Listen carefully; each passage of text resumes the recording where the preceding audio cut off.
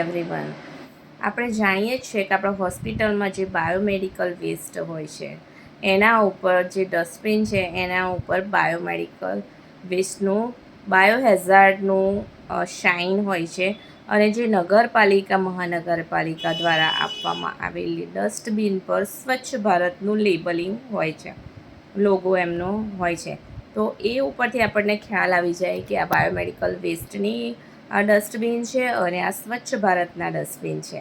આપણે નગરપાલિકામાંથી આપવામાં આવેલા સ્વચ્છ ભારતના જે ડસ્ટબિન છે એ ગ્રીન કલર અને બ્લુ કલરના હોય છે. એમાં જે ગ્રીન કલરનું ડસ્ટબિન હોય છે એમાં એઠવાડ નાખવાનું હોય છે અને જે બ્લુ કલરનું ડસ્ટબિન હોય છે એમાં સૂકો કચરો નાખવાનો હોય છે.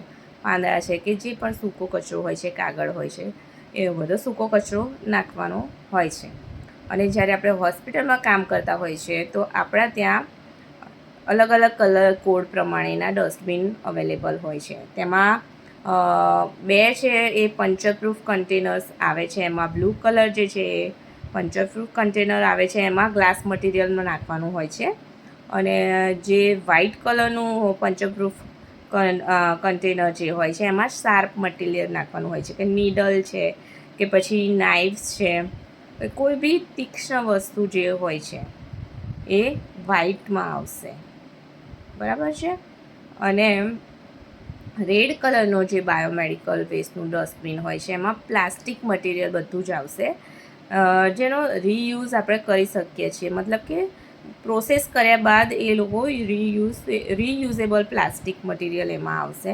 કે ઘણી બધી પ્રોસેસ કર્યા પછી એનો કંપનીને આપણે જે ઓર્ડર આપ્યો હોય છે એ લોકો એને ડિસ્કાર્ડ કરતા હોય છે, કે રીયુઝેબલ બનાવી અને કંઈક વસ્તુ બનાવતા હોય છે.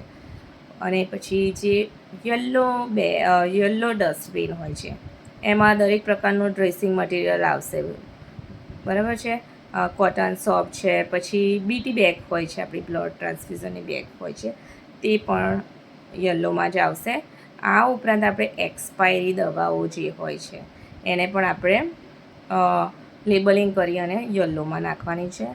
આ ઉપરાંત આપણે જે કીમોથેરાપીના વાયર્સ હોય છે, કીમોથેરાપીની ડ્રગ્સ હોય છે, એ આપણે યલોમાં ડિસ્કાર્ડ કરવાની હોય છે. અને બ્લુ કલરમાં આપણે જે મતલબ કે બ્લુ કલરમાં આપણે કાચની વસ્તુઓ જે છે એ નાખીશું. એમાં પંચરપ્રૂફ કન્ટેનર હોય છે એટલે બ્લુમાં આપણે આ નાખીશું. બસ. તો બાયોમેડિકલના ડસ્ટબિનના કલર કોડ પ્રમાણે એનો વેસ્ટનો નિકાલ કરવાનો હોય છે. So thank you so much for watching.